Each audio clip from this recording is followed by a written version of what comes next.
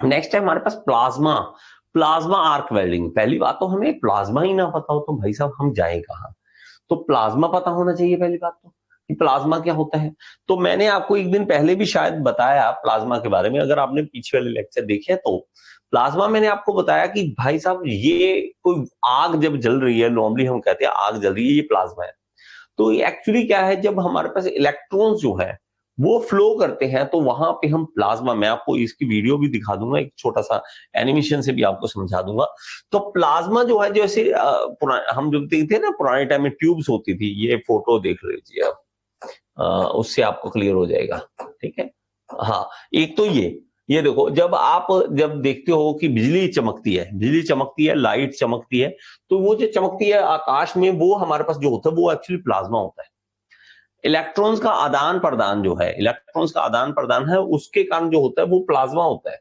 ठीक है, ये ऐसे नहीं है कि हम जो समझते हैं वो प्लाज्मा होता है। तो हमारे पास जब लाइट में देखते हैं ना, ये ट्यूब लाइट जब हम देखते हैं, यहाँ पे पॉजिटिव नेगेटिव होता है, तो हमारे पास जब यहाँ से इलेक्ट्रॉन जो है आदान प्रदान होता है, उसके कारण वहां पे एक प्लाज्मा क्रिएट होता है। उस प्लाज्मा का को भी नहीं छोड़ा हमने कि भाई साहब प्लाज्मा तुझे क्यों छोड़े, तेरे से भी वेल्डिंग करवा देंगे। तो प्लाज्मा से भी वेल्डिंग करवाई जा सकती है, तो वो प्लाज्मा जो है उसके द्वारा हम वेल्डिंग करवाएंगे।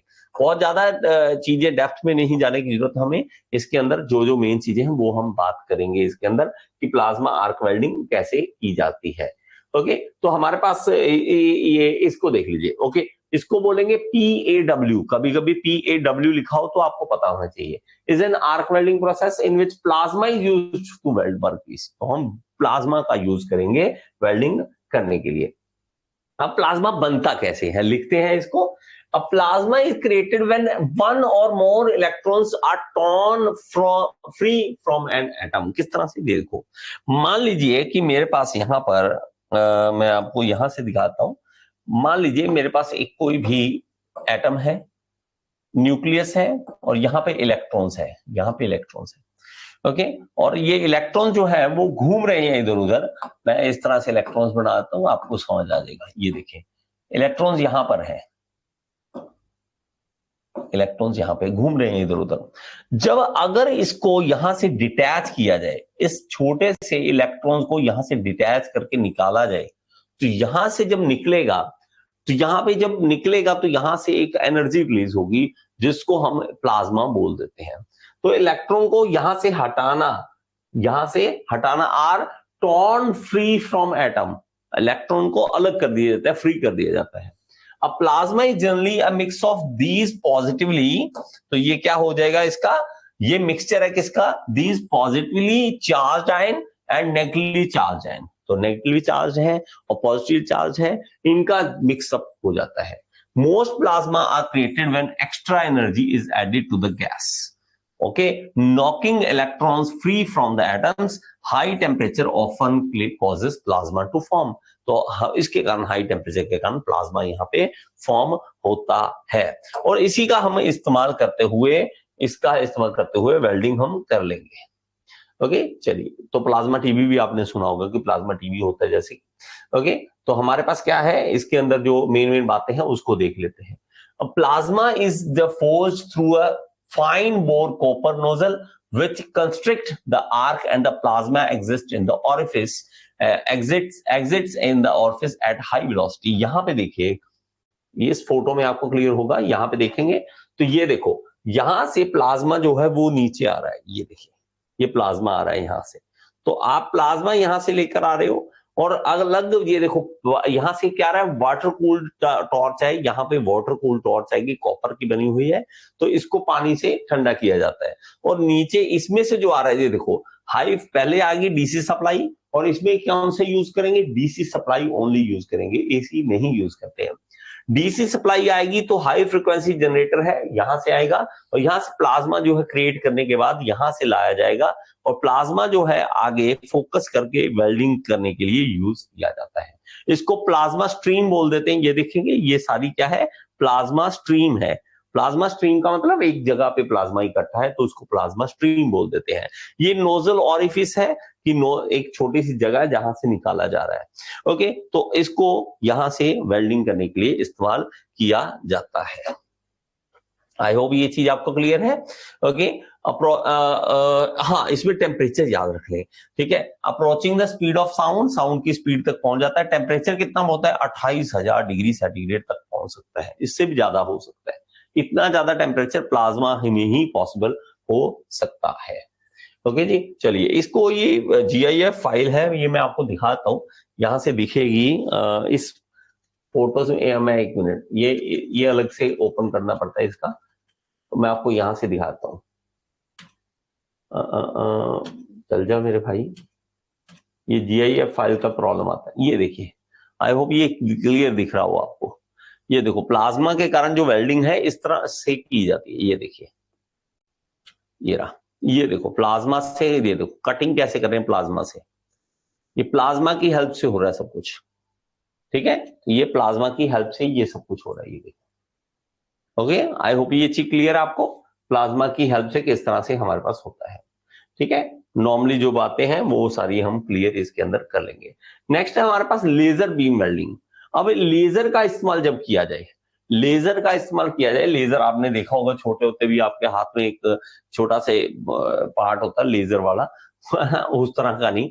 एक्चुअली क्या होता है कि जब लाइट के अलग अलग वेवलेंथ है, अलग अलग है, हम एक क्रोमैटिक, एक ही जगह से एक जैसा ही एक सिंगल वाला हम जब जाने देते हैं तो वहां पे लेजर, तो इसमें क्या होता है, तो वो यूज करेंगे। वेल्डिंग हम दिखा देते हैं आपको, उससे आपको वेल्डिंग का क्लियर हो जाएगा। ये देखना एक बार, ये देखिए एक बार लेजर वेल्डिंग किस तरह से होती है, ये देखो। और बहुत ही फाइन अगर आप वेल्डिंग करना चाहते हो, ये देखो लेजर की मदद से हो रहा है ये सब कुछ। ओके, ये देखिए इतनी देर में इन्होंने ये मस्त सा ज्वाइंट इसके ऊपर बना देना है। ये देखिए लेजर खत्म, चलिए जी वेल्डिंग हो गई। ये दोनों अपने वेल्डिंग के इस्तेमाल आएंगे, चलिए ठीक है। ये देखिए आगे फिर जोड़ने के लिए, ये देखो समझ आ गया। तो ये वेल्डिंग करने के इस्तेमाल हमारा जो है लेजर इस्तेमाल करते हैं, लेजर का हम इस्तेमाल करते हैं। चलिए, तो हमारे पास क्या होता है, हमारे पास क्या है, एक लैंप है। लैंप के थ्रू जब हमारे पास लाइट आएगी, उसमें से हम क्या करेंगे, पंप अप करेंगे उस लाइट को, और एक फ्रीक्वेंसी जो है, एक फोकस करेंगे उसको, लेजर बनाएंगे, उस लेजर का हम इस्तेमाल करेंगे।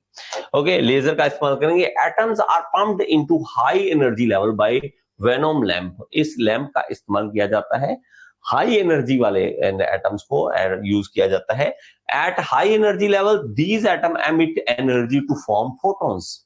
भाई साहब क्या करते हैं, जब हम एक इलेक्ट्रॉन जो है वो घूम रहे हैं, एक अपने शेल में घूम रहे हैं, एक अपने गोलाई में यहाँ पे घूम रहे हैं, जब हम इनको हाई एनर्जी देते हैं तो ये अपना लेवल छोड़ के ऊपर जाते हैं। तो जब ये ऊपर जाते हैं और छोड़ने के बाद जब ये अपने लेवल पर वापस आएंगे, तब भी एनर्जी वहां से रिलीज करेंगे। और वो एनर्जी जो रिलीज करते हैं उसको हम फोटॉन्स बोलते हैं, in forms of photons. These photons are reflected and monochromatic coherent light ray is formed। और इस फोटोन को हम यूज करते हैं, एक लाइट बनती है कौन सी, मोनोक्रोमेटिक, मोनोक्रोमेटिक लाइट बनती है जिसको हम लाइट रे यूज करते हैं। This converged with the help of optical focusing convex lens. एक कन्वेक्स लेंस है जो उसको फोकस करवाता है। Highly concentrated laser beam is impinged upon the surface and localised heat is generated.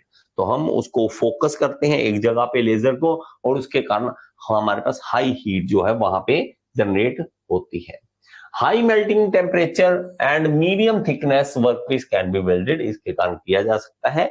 Higher reflecting surface are tough to weld, तो जहां पे reflection ज्यादा है वहां पे ये नहीं किया जा सकता।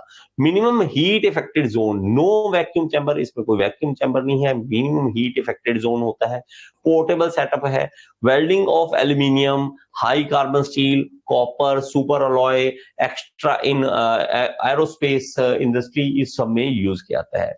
Vertical wall, corner, tough to reach, जहां पे पहुंचना मुश्किल है वहां पे इन सब का इस्तेमाल किया जाता है।